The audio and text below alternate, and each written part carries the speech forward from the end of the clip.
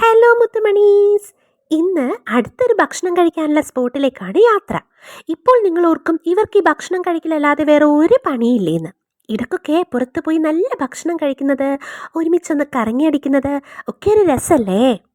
ഈ കുഞ്ഞു ജീവിതത്തിൽ ഇങ്ങനെയുള്ള കൊച്ചു കൊച്ചു നിമിഷങ്ങൾ നമ്മൾ നഷ്ടപ്പെടുത്തരുതെന്ന എൻ്റെ അഭിപ്രായം. അതിനിപ്പോൾ 5 സ്റ്റാർ ഹോട്ടലിൽ തന്നെ പോയി ഫുഡ് കഴിക്കണം എന്നൊന്നുമില്ല. ചെറിയ ചെറിയ ഫുഡ് ഔട്ട്ലെറ്റുകളിൽ പോയി അവിടുത്തെ ഭക്ഷണമൊക്കെ രുചിച്ച് ഇങ്ങനെ ഒരുമിച്ച് ഡ്രൈവ് ചെയ്ത് അതൊക്കെ ഒരു വൈബല്ലേ?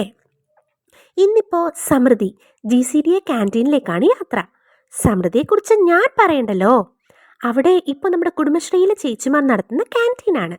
40 രൂപക്ക് നല്ല അടിപൊളി മീൽസ് കിട്ടുന്ന സ്ഥലം.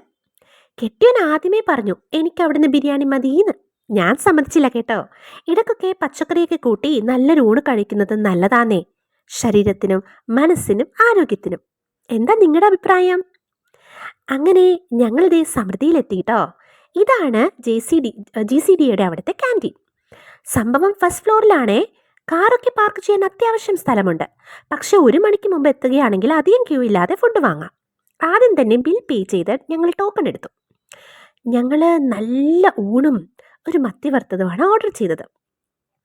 ഒത്തിരി ഐറ്റംസൊക്കെ ഇവിടെ കണ്ടു കേട്ടോ. പിന്നെ നല്ല തിരക്കും. അത് പിന്നെ നല്ല ഭക്ഷണം കഴിക്കാൻ കിട്ടുന്ന സ്ഥലത്ത് ആള് വരുന്നത് സാധാരണയല്ലേ. ദേ നോക്കിക്കേ, നല്ല ചൂട് ചോറും സാമ്പാറും ക്യാബേജ് തോരനും വറുത്തരച്ച കൂട്ടുകറിയും നെല്ലിക്ക അച്ചാറും കൊണ്ടാട്ടമുളകും പപ്പടവും അടിപൊളിയല്ലേ. ദേ ഞങ്ങളുടെ മത്തി വറുത്തത്. പിന്നെ മോരും രസവും കൂടിയുണ്ട് കേട്ടോ. രണ്ടാമതും നമുക്ക് പോയി ചോറും കറികളും ഒക്കെ വാങ്ങാം. പക്ഷേ ഇവർ ആദ്യം വിളമ്പുന്നത് തന്നെ വയറും മനസ്സും നിറക്കുന്ന മാതിരിയാണ്. അങ്ങനെ അവിടുന്ന് വയറ് നിറയെ ഭക്ഷണം കഴിച്ചു. ഇവിടെ ഡിന്നറുമുണ്ട് കേട്ടോ. വിളമ്പി തരുമ്പോൾ ആ ചേച്ചിമാരുടെ മുഖത്തുള്ള സ്നേഹവും പുഞ്ചിരിയും ശരിക്കും നമ്മുടെ അമ്മമാരൊക്കെ ഉണ്ടാക്കി തരുന്നത് പോലെയുള്ള സ്നേഹം.